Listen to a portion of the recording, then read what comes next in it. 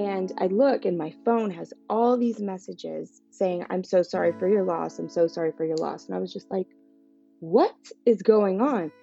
And I find out that my best friend passed away. And so I immediately called Matthew and I was just like, I don't know what to do. I can't. I mean, it just felt like my heart was ripped out of my chest. And I had never, ever, ever experienced pain like that before. Hello, and welcome to Grief, Gratitude, and the Gray in Between podcast. This podcast is about exploring the grief that occurs at different times in our lives, in which we have had major changes and transitions that literally shake us to the core and make us experience grief. I created this podcast for people to feel a little less hopeless and alone in their own grief process as they hear the stories of others who have had similar journeys. I'm Kendra Rinaldi, your host. Now, let's dive right into today's episode. Welcome to today's episode. I have the honor of interviewing a friend, which, funny enough, we've been friends virtually in this world of technology. Um, we met, let's say, probably in April in an online event, and we have been having these like meaningful conversations and discussions and deepenings virtually. And just last week, we were talking about the topic of life after death, and she shared briefly a story of her life. And I'm like, oh my gosh, Amber, I have to have you on the episode of a podcast. And so she agreed, and that's why she's here. So, Amber, welcome. Thank you. Thank you for having me. I'm so grateful that you agreed to be on the podcast and share a little bit about your story. But let's start off a little bit sharing a little bit about you. So we're both in the Dallas, Texas area, and because of the situation we have, what we're currently living right now, we have not met in person, but we've been talking at least once a week Yes. in these discussions. But how long have you lived in Texas? Because you're not from here originally. So how long have you lived here? I have lived here since I was about 9 years old. My family, we moved here from Pittsburgh, Pennsylvania, when my dad got a job here. So I pretty much kind of grew up here Oh, so you for the have. most Oh, part. you see, Hmm. so because I remember the East Coast reference, I totally Oh, thought yeah. that it was recent that you had moved. Oh, you see, I still have a lot more to learn about you. And and you are one of how many siblings? I have an older brother. An older brother. Okay. And what did you go to school for college? Yes, I did. I What actually went to SMU, so I kind of stayed very local.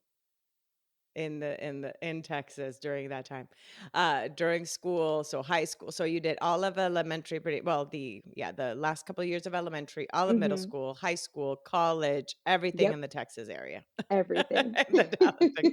Okay, so have you been abroad at any period of your time in your career? Actually, well, when I was in high school, I was able to go to Italy for about a month, which was a lot of fun. My cousin That's got married in awesome. Italy, so that was a lot of fun. I'm hoping to travel abroad again as an adult because at the time I wasn't really immersed in the culture. I was more concerned with, oh my God, I'm 17 and I can drink wine. Oh, because you were in Italy where that's Yeah. like not, yeah. That's I was water just, for them. yes, exactly. And I was just like, you know what? I don't care about the Sistine Chapel. I want to drink wine. I can Google the Sistine Chapel. You wanted to have the experience of what Italians actually Yes. experience as they live there rather than the touristy kind of thing. Okay, and so what did you go to school for? What did you study? So I went to school for journalism and I actually accidentally kind of minored in business. And I had decided I wanted to be a business journalist. And I did that for a little while after college, but it really was not paying.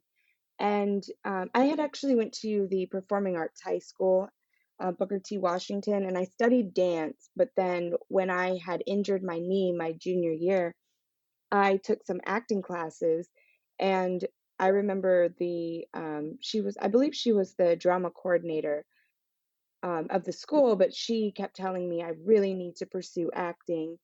And so when I went to college, I took a couple acting classes as electives, and my professor again told me I really need to pursue acting. And so after my journalism stint, I went to California and I said, you know what? I'm going to pursue acting.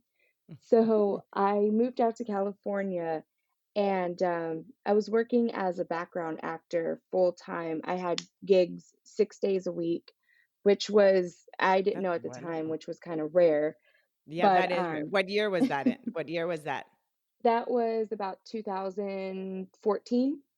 Oh, okay, okay. Yeah, that is rare to be able to get consistent, you know, jobs, every day of the week. That's really pretty amazing. I mean, I, we have that in common, the theater component, the acting oh, great. component here, because that's where I lived was in California, and that's where I went to school.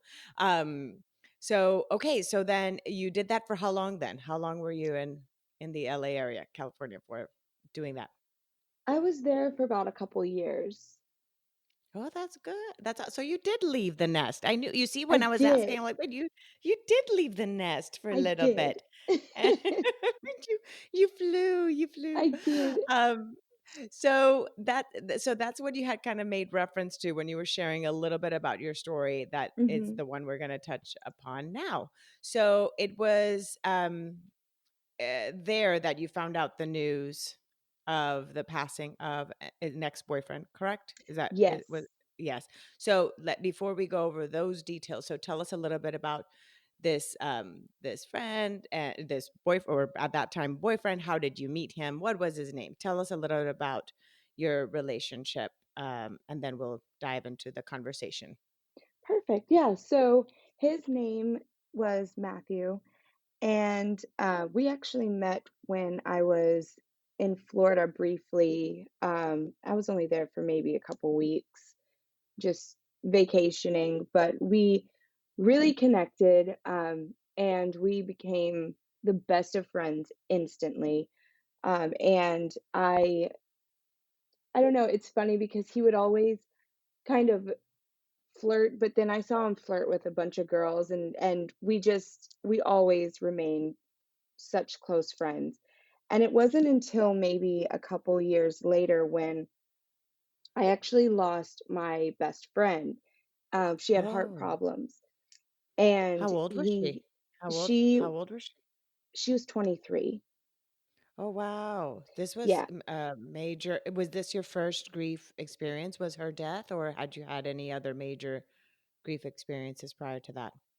I had my aunt that passed away when I was 16, but with that Mm, one, it was expected. She was in the hospital for a while, so we kind of knew that was happening.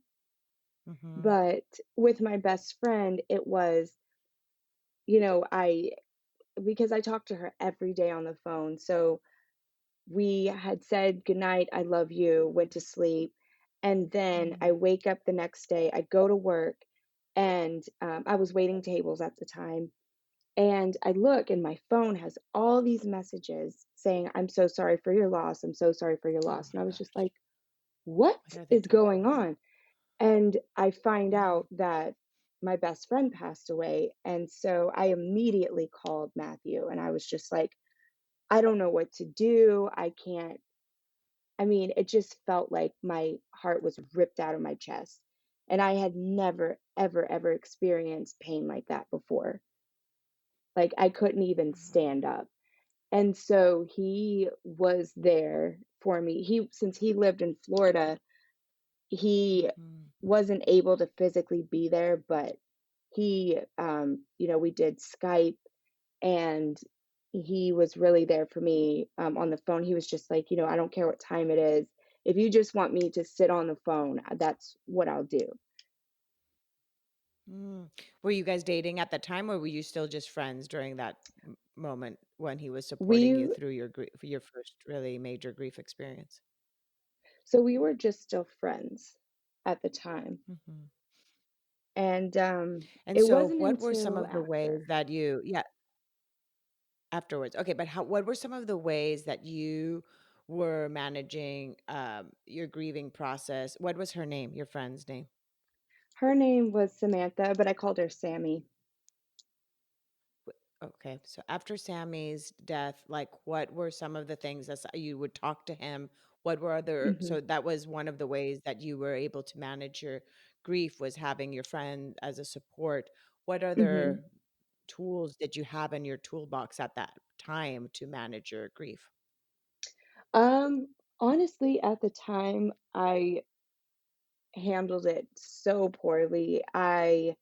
Um, I tried to deny that she wasn't gone, so I kept telling myself, "We're in an argument, and she's just not talking to me right now," Mm, because I just mm. could not deal with it. And, then once I started kind of accepting it, I just kept looking at pictures of her. I kept going through text messages. I kept calling her phone just to hear the voicemail. Um, and then I would just like, I was still posting on her Facebook, and sometimes I would just, hope that I would get some kind of response somehow. But I knew, I wasn't going to. Did you have any spiritual beliefs at that time that helped you or any, for that kind of connection, even though she was not there? Like when you finally clicked, like when it finally clicked, Mhm. okay, she's definitely not going to respond. She's not, like to these Right. voice messages, or she's not going to respond to like, so when you accepted the reality of her death, like what then? What was something else that you were able to hold on to at that moment? It's interesting because I had a dream about her, and, she didn't appear in my dream, but in the dream, I had picked up my phone, and I saw a text message from her, and it said, "Amber, I'm fine. You can move Mm. on." Wow.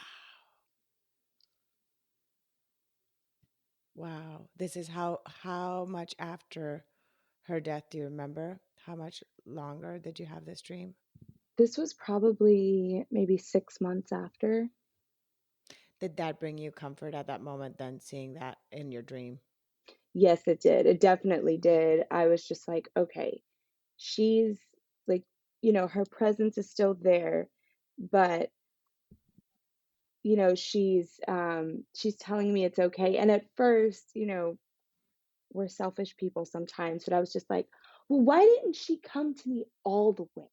Why did she just send me Mm. a text message? Why didn't she come to?" But I think she knew that I would not have been able to handle that. Hmm. That's so it's so funny. Like what you're saying, that makes me laugh because there's been times in which like people that I know, like I have a really good friend that she would tell me, it's like, oh, I dreamt with your sister last night. And Mm. she was sitting at the edge of the bed and I was like, and I'd be like, how come I don't dream with her and my Yes. friend does? Like, Yes. I was like, how come and I'd be like, maybe it's just that I just don't remember the dream, like I Right. so maybe I do dream, I just don't remember it. But it was kinda like that a little bit of that jealousy, like, how come she Yes, came to her dream and not to me? right. Why didn't she come all the way? Why didn't we hang out? Why'd you do Why did why'd she you just just do send me a text? Yeah, is that all I am to you?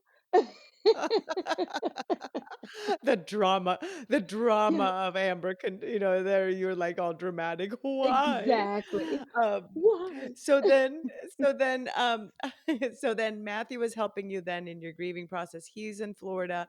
Did that, then start making you kind of like him more? Like, at what point did your relationship then with Matthew start shifting in that friendship? I think when there was one day he said something to me and I was just like, "Okay, I gotta be with this guy."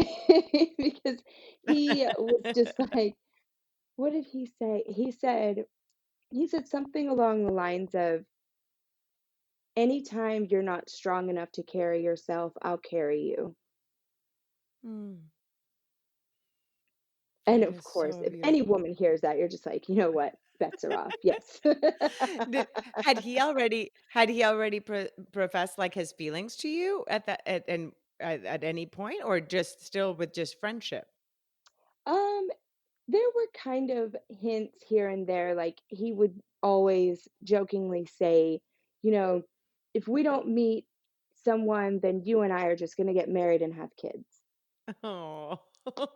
And I was just like, "You know what? Fair. Alright." Ah, so then when did you guys start dating then? So how long after you guys had been just friends did you actually then start dating? Oh, well, long distance relationship because you're here in Texas, he was in Yeah. Florida. So when did the dynamics of your friendship change? I would say probably maybe a month or 2 after I realized, like, "You know what? I could be with him." And so Mhm. we were just like, After "Alright, he said that you mean? After he said that yes." comment of the "I will carry you"?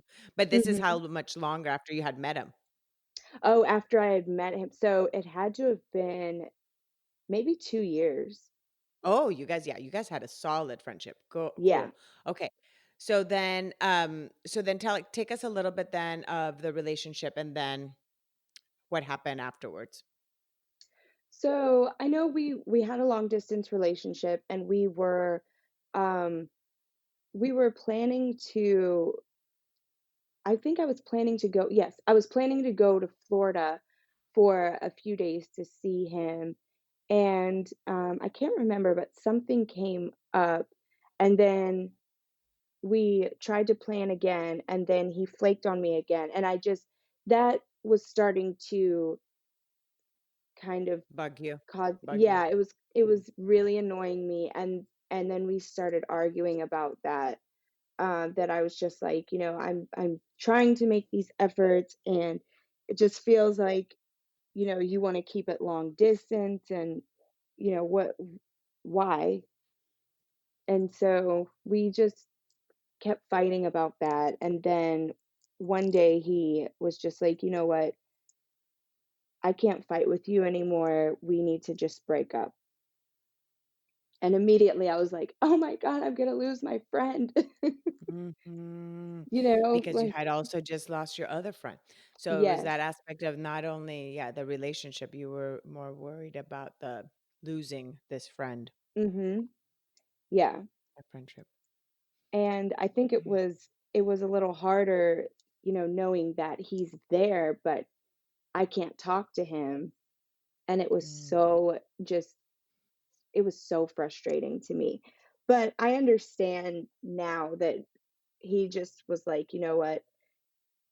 We need a clean break for now." So we didn't talk for a good 6 months after we broke up, and then we connected on Facebook again, and it was like old friends, like, we just didn't even talk about the relationship at the time, and then we became really close really fast again, and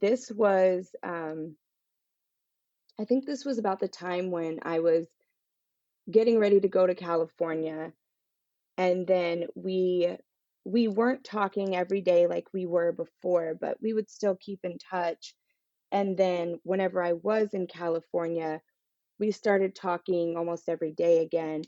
And I remember I had said to him, you should come visit. I'm living in a house with two other girls. on the beach. It would be so fun, and you would just have so much fun. And I remember he was kind of telling me that he was having a hard time.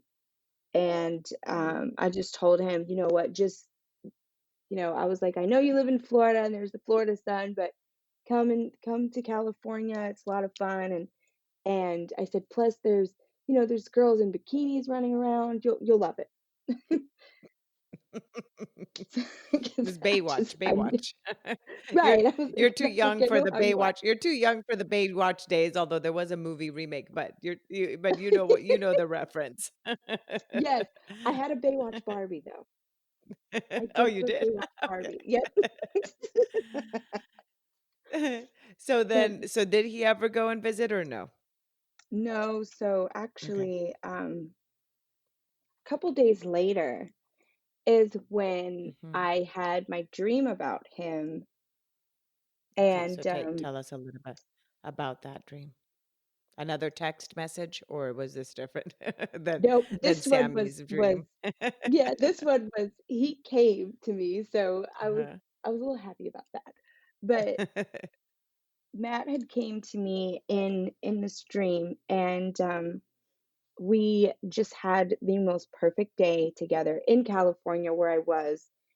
And we I think it was still daytime in the dream, but I went to go take a shower. I think we went to the beach or something. So I went to take a shower, and he comes into the bathroom, and I was just like, "Geez, I'm taking a shower. What are you doing?" And he smiles and he says, I have to leave now. And I was just like, "What do you mean? I thought we were gonna still hang out." And he was like, "No, it's time for me to go." And then he smirks again, and he looks at me, and he was like, "You look great like that, by the way." And then he and he walks out, and I wake up, and I get a phone call from one of his friends, and he said Matt passed away last night. Oh my gosh. And this is just so you get the first thing you after your dream, the first thing you get is sorry, you wake up and you get this Mhm. phone call. Mhm. Okay, Yeah. so in that moment, what was your reaction at that moment? Like what was it because you had just seen him too. So Mhm. in your take take us through the emotions. So, when I got the phone call, in my heart, I said, I already knew. I Mhm. just knew, because it didn't make sense for him to be in my dream like that, and so Mhm. vivid. And whenever you have dreams about people that are still around, typically, I know for me, when I dream about, my dad or my mom, they don't talk and I don't hear them say anything. And typically, it's almost like I'm not really manipulating the situation in my dream, but kind of am. Like it's things that Mhm. my parents normally wouldn't do or say. Okay. So, like, you could recognize that the dream you had was very unique. There was a difference Yes. in that dream than any so when you woke up, you knew there was a different feeling about it. Then you get the call, and there was a Mhm. sense of reassurance, of knowing, basically. You already knew, as he called, because Right. of the type of dream you had. So Yes. was there a feeling of calm to some extent because you had just seen him and already knew, or was it more like of shock, like, "I can't believe he came to my dream," like, what before like, "I can't believe he visited me," basically, before he passed, or I think after it he was passed? We don't know the timing to either, right. right? What time had he what time had he do you know the timeline I know that he had a little passed bit? that night, the night before. Yeah. So it had to have been my assumption is it had to have been right when he passed. And Mm. I'm wondering if maybe it was right before he, you know He completely passed away. Yeah, that's what I'm thinking. And it was some calming, and then it was also just like, I can't believe it. And then I felt like, wow, if I'm the last person that he was just like, I gotta, I have to get to her. Mm, It's just like, I don't know, sometimes I'm just like, wow, that makes me realize how important I was in his life. mm. Did that feeling help you in your grieving process? The knowing that you had been special in his life, that helped you in your grief? It did, Or but was it it how was also it? Because now you didn't have somebody else, yeah, because he had been there for yeah, you when Sammy died, and now who was gonna be there to help you in this other grief experience now? right, and I felt really alone with that because I was just like, Mhm, "You're the one I turn to when somebody goes, so mhm, what now?" And I was dating this guy at the time, but I just I think I just kind of compared him to Matt, and I was just like, I'm never going to feel the same way about this mm. guy.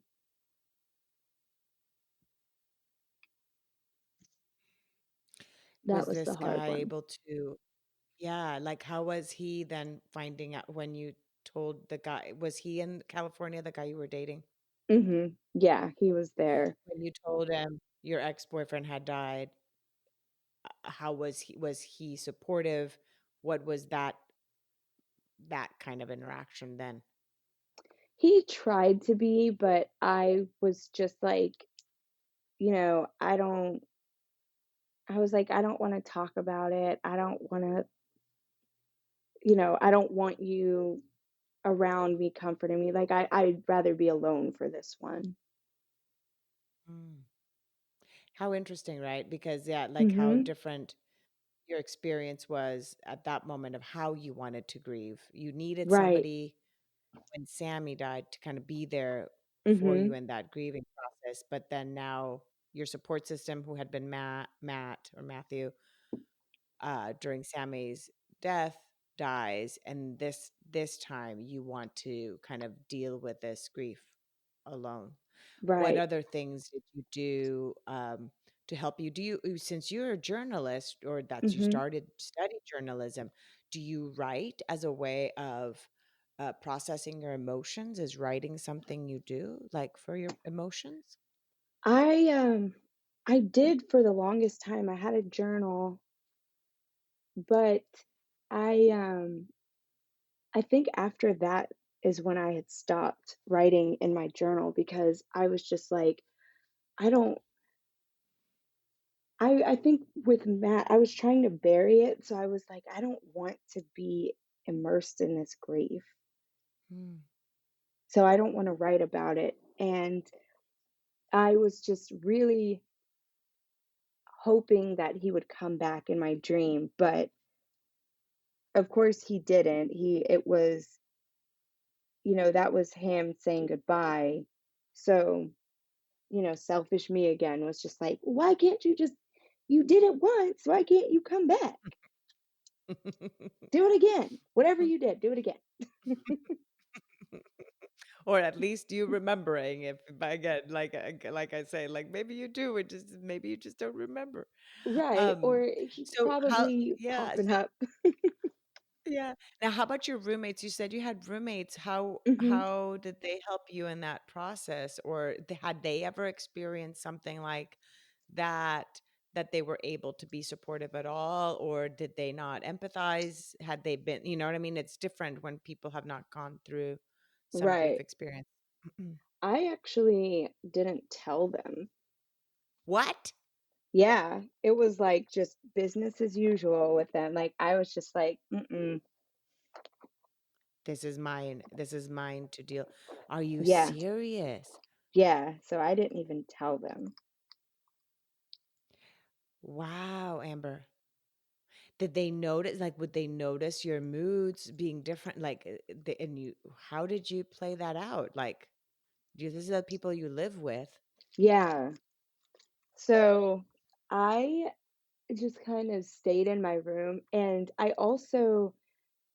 I was working a lot, so I ended up working even more trying to just not even deal with it. And then after work, I would go to my friend's house and I would stay there till like 4 or 5 o'clock in the morning until everybody is asleep and then come in just because I was just like, I don't want to deal with it. And then my friends, like they were just they weren't like real friends. They were more of like hang out and party friends. So Mhm, I would always go to mhm. their house So it because was they always another had way of people avoidance. over.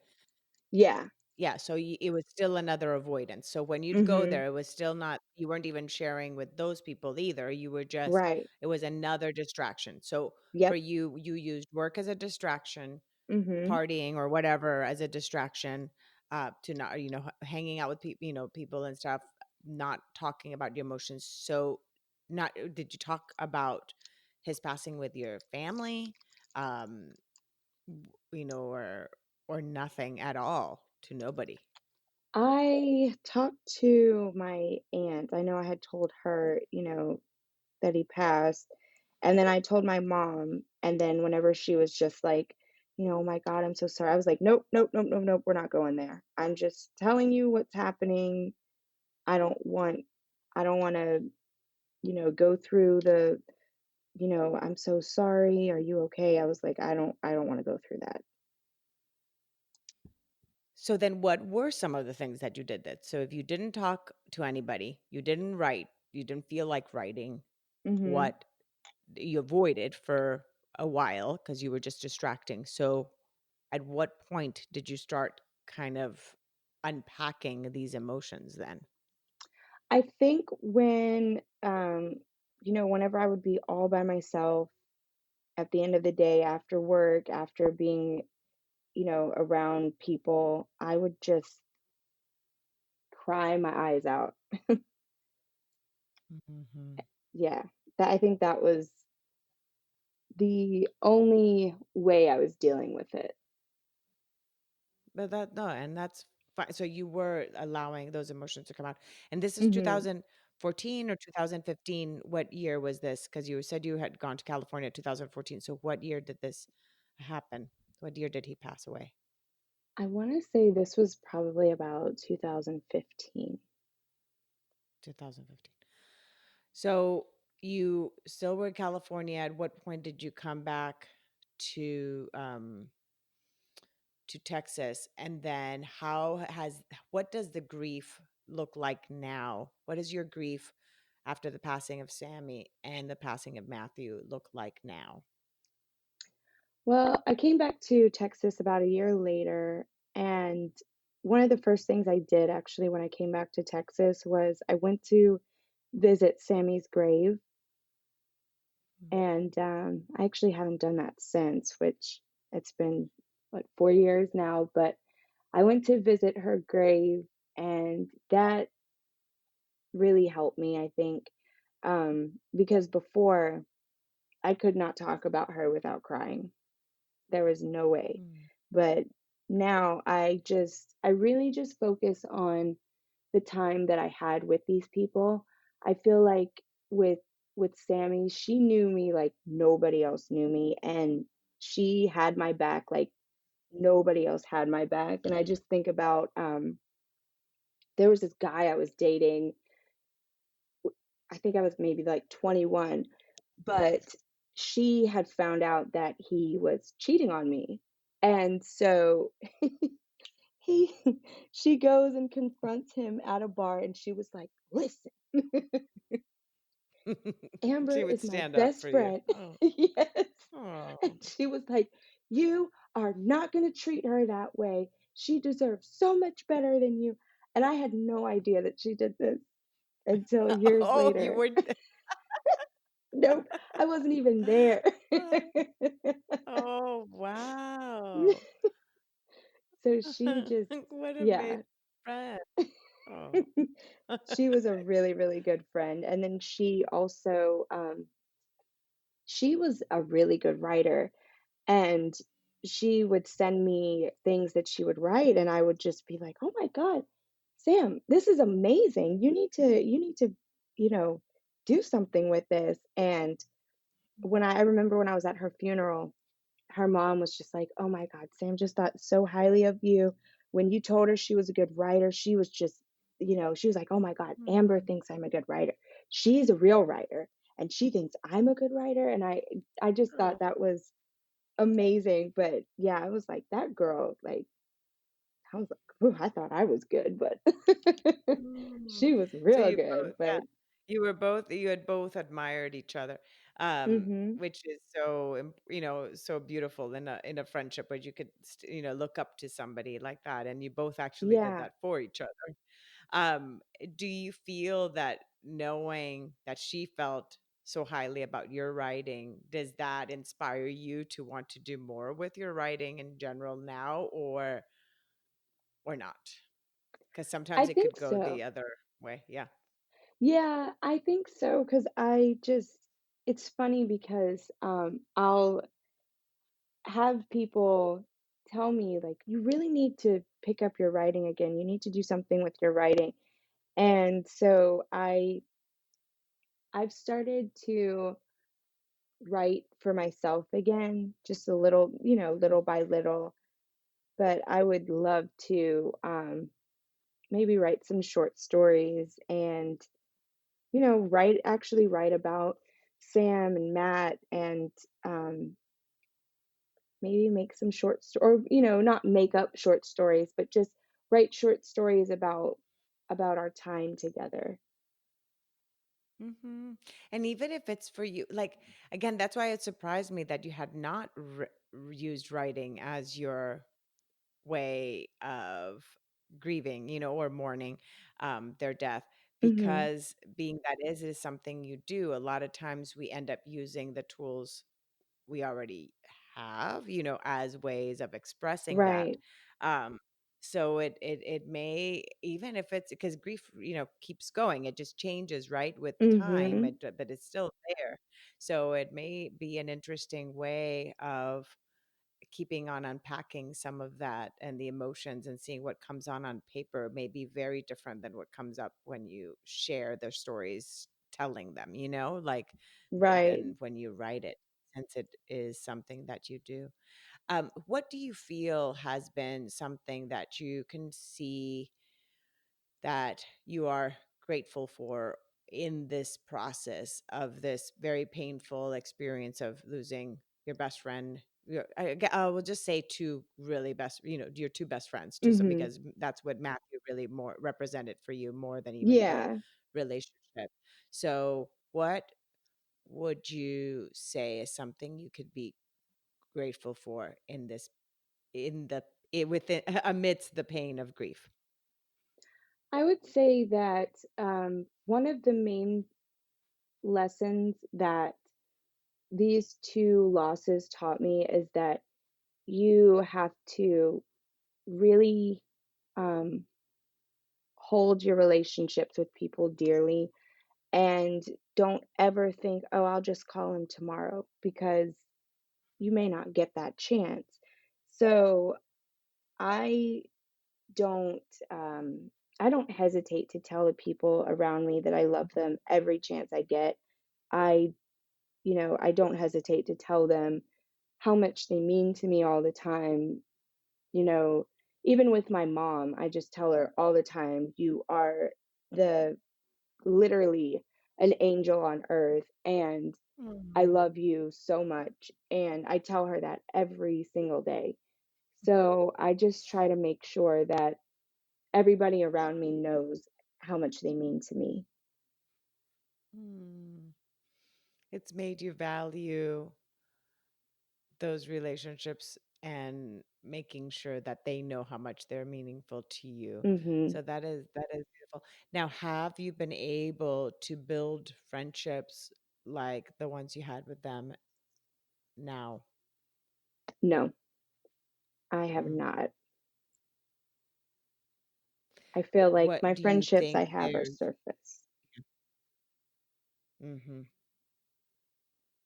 We could go deeper into this part, but I don't know if it's for the podcast, but we could go deeper into that part, into that conversation.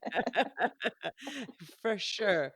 Um, is there, I'll just ask quickly, Mhm. do you fear bonding as much as you did with Sammy and with Matthew again? Do you fear feeling the pain you felt from losing them again? I think some of it is that, and then a lot of it too is that I'm just like, these are two great people that I don't think anybody will ever compare to them. Mm. And then it may be strange, but I always feel like Samantha would be, you know, kind of like, how dare you replace me? Really? Do you think so? Really? Even after that text she sent you in your dream? Yeah, I know. I guess just knowing how she was when she was alive, she was very, very possessive. Like if you called me, if anybody said, "Oh, Amber's my best friend," she'd be like, "No, she's my best friend." I I bet that in journaling you'll be able to probably process some of that and realize that it's probably she'd want you to be able to have those kind of relationships. You know how we were talking when we were talking about the life after, because this is how I found out a little bit about the dream that you had because we were talking deeply about this subject Mhm. last week, and um and that aspect of the attachments, to this, there's no more attachment to this world, Mhm. after somebody's passing. So even those things of the attachments to the friendships, as much as they still love us, I bet that that aspect is probably not. I'm sure she's not holding on to that part of being the jealousy, Yeah. those kind of emotions. Yeah, Yeah. she's released the things that she probably would have probably had attachments to on this mortal realm, probably That's true. by now. Um, but yeah, so what other things do you feel that you're grateful to have had them in your life? What were some of the things you learned from Sammy and from Matt? I think from Sammy, I definitely learned how to really celebrate my gifts. I think she definitely taught me that because she was always like my biggest cheerleader. Mm. And with Matt, I think I just learned that, if just because a romantic relationship doesn't work out, the love that you have, it can always remain, platonic in a friendship. So beautiful. And they were both so lucky to have you also as their friend, and they're still very lucky to have you sharing their story and their gifts also to others. Um, so thank you for continuing their legacy and sharing their life. So thank you, and for sharing a little bit about them on here. Is there anything else that you wanted to say that I might have not asked?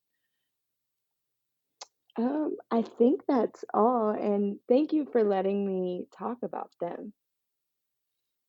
It's It has been a cleansing, right? while. Yes. Yes, there's a cleansing component to it, and that yeah, that it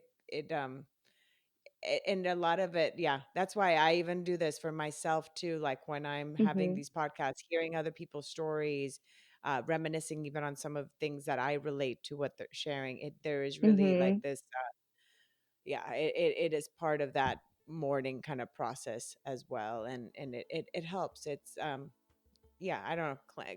Cleansing is the word I feel more Yes. relates to that aspect, but and there's a comfort to talk to somebody that can relate to some extent Right. in what you're going through. So Yes. and all the listeners will relate. And I'm sure a lot of times people, when they're listening, they might have not had somebody very, like a parent or something like that pass away, but a lot of us do have friends. It's some of my first grief experience. No, my first grief experiences were all friends.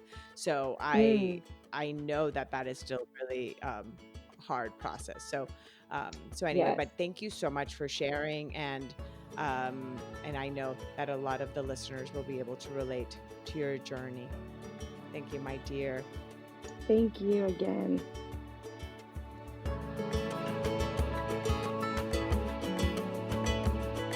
Thank you again so much for choosing to listen today. I hope that you can take away a few nuggets from today's episode that can bring you comfort in your times of grief. If so, it would mean so much to me if you would rate and comment on this episode. And if you feel inspired in some way to share it with someone who may need to hear this, please do so. Also, if you or someone you know has a story of grief and gratitude that should be shared so that others can be inspired as well, please reach out to me. And thanks once again for tuning in to Grief, Gratitude, and the Gray in Between podcast. Have a beautiful day.